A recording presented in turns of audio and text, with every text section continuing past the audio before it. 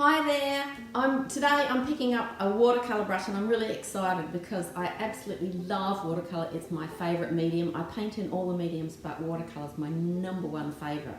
If you told me I was only allowed to paint in one medium for the rest of my life, it would have to be watercolour. So I'm going to show you, if you've never tackled watercolour before, the most important skill that you've got to learn first off, and it's beautiful. Once you get the hang of it, it's just delicious and gorgeous, and it brings some real magic into your paintings. So have a look at this. So I've got a little bit of watercolour paper here, and it's just you only need a tiny strip for this, and I've got just the minimal setup that I need here. I'm going to show you with this lovely colour here. I'm going to just damp my brush off. I've got a little dish of water and a paper towel folded up, and the brush. That's all you really need. I've got a little tube of paint here, and this is really cool if you ever buy a tube of paint and you don't really know how it's going to perform on the paper.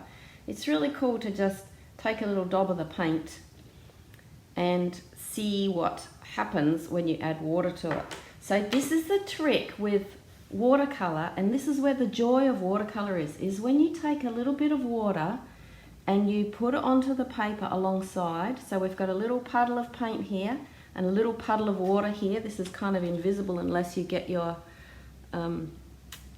your eyes right down to the level of the surface of the paper.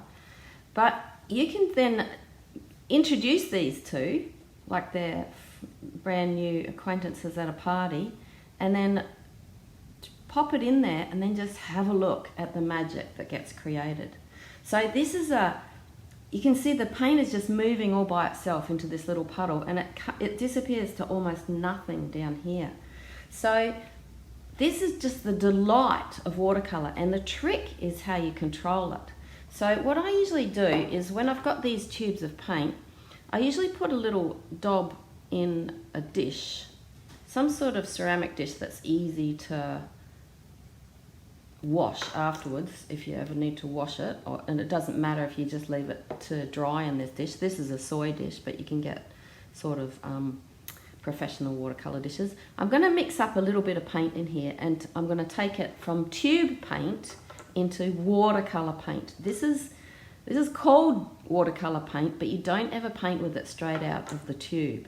So what you want to do is mix up a puddle of beautiful paint in your dish. Sometimes I'll mix up a huge dish, especially if I'm painting with really big paintings. See, I'm always damping off my brush here on the paper towel, and this is a really good way to check to see whether my brush is clean, because I can just keep rinsing until it comes clean on the paper towel.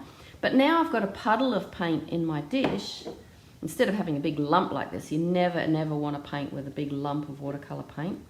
Now what I want to do is to put a bit of this paint on the paper, just as a nice little sort of soft puddle. It's not a big lumpy, domey sort of puddle, because the trick with watercolour is to master how much paint and how much water you've got on the paper.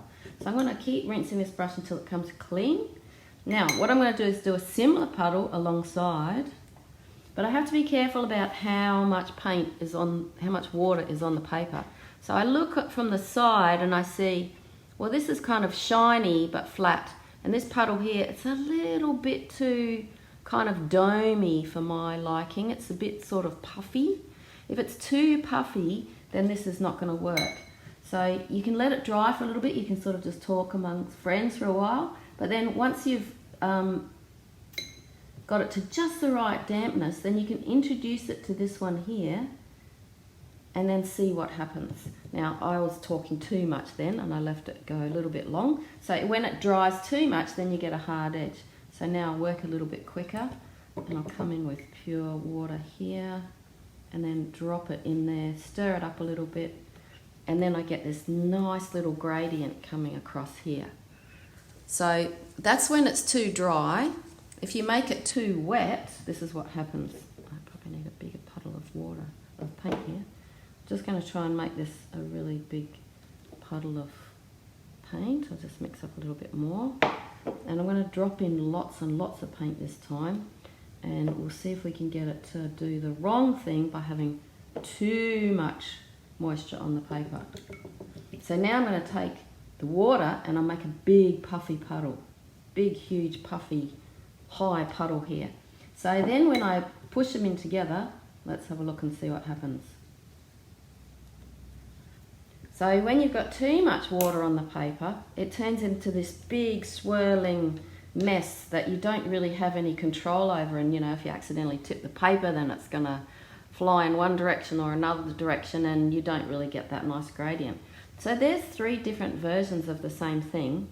Ignore this one because we don't ever paint with the watercolour paint looking like yogurt. So that's just a really quick way of checking out what a colour looks like. We always mix it up into a nice juicy watery watercolour paint here. And then when we apply it to the paper with the 2 separate puddles, we've got to have just the right amount of paint in both. So it's a really good bit of exercise practice for you. If you just get a little sheet of watercolour paper and you try that out, just stick with one colour, nice clean dish of water, and see if you can see what happens when you do these 3 different methods. You really want to be aiming at getting a nice gradient in the middle there. So that's when you've got just enough water in the paint, it's not just enough paint on the paper, and then just enough water going onto the paper before you introduce the 2 of them. So this one was too dry, it evaporated too much before I joined them together. This one was too wet and it all swirled in together and you didn't get a really good clear gradient. So you want to try and aim to get a really deep rich pigment down this end and pure white paper up this end. That's the goal. So the mastery of watercolour is in the mastery of how much moisture is on the paper. So if you practice this trick, once you master getting gradients right, it's just lovely fun because you can paint anything. Once you get just the right amount of water on the paper there, then you can just create the most beautiful. You can even drop in some rich colour into here. You can get lovely, lovely effects once you've got that mastery of how much water is actually sitting on the paper. So that's your ninja art tip for today, and I would love you to have a look at our brand new little course it's a little mini course on how to paint water droplets, which is a really exciting thing to learn how to do. We've got a brand new little mini course for you to try out and see if you can produce a beautiful little painting like this. So there you go, your tip of the day. Thanks for watching.